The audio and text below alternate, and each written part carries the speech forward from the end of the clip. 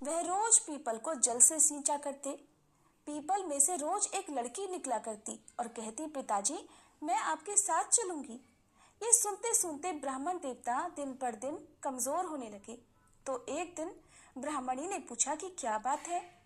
बूढ़े ब्राह्मण ने कहा कि पीपल से एक लड़की निकलती है और कहती है कि वो भी मेरे साथ चलेगी। ब्राह्मणी बोली कि तो ठीक है, कल ले आना उस लड़की को। जहाँ 6 लड़कियां पहले से ही हमारे घर में हैं, वहां 7वीं लड़की और सही। और फिर अगले दिन बूढ़े ब्राह्मण देवता उस लड़की को अपने घर पर ले आए। घर लाने के बाद वह ब्राह्मण देवता गांव में आटा मांगने गए तो उन्हें पहले दिनों की अपेक्षा आज ज्यादा आटा मिला। जब ब्राह्मणी वह आटा छानने लगी तो लड़की ने कहा कि लाइए माँ जी, मैं आटा छान देती हूँ। जब वह लड़की आटा छानने बैठी तो परात भर गई।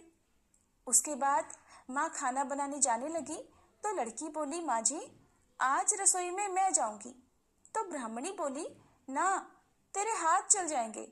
लेकिन वह लड़की नहीं मानी और वह रसोई में खाना बनाने चली गई। तो उसने तरह तरह के 3600 व्यंजन झटपट बना डाले और आज तो सभी ने भर पेट भोजन किया। इससे पहले तो वह ब्राह्मण देवता और उनकी पत्नी और वे 6 लड़कियां भूखे ही रहा करते थे। रात हुई तो ब्राह्मणी का भाई आया और कहने लगा कि दीदी मैं तो भोजन करूंगा। ब्राह्मणी परेशान हो गई कि अब इनके लिए रात में भोजन कहाँ से लाएं। तो लड़की ने पूछा कि माँ जी क्या बात है, आप इतनी परेशान क्यों लग रही हैं।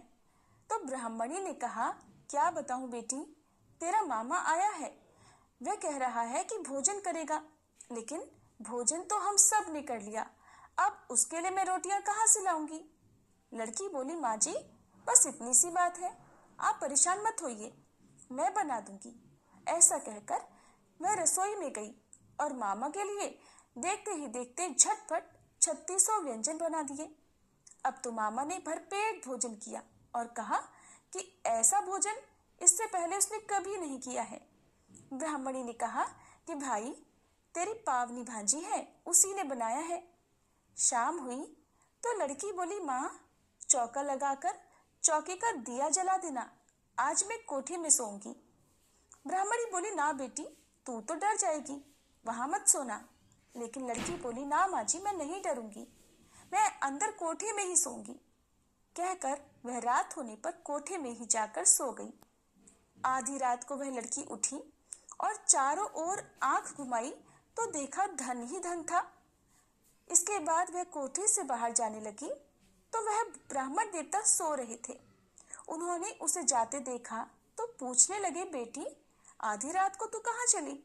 तो लड़की कहने लगी, पिताजी मैं तो आपकी दरिद्रता दूर करने आई थी, अगर आपको दूर करवानी है तो करवा लो।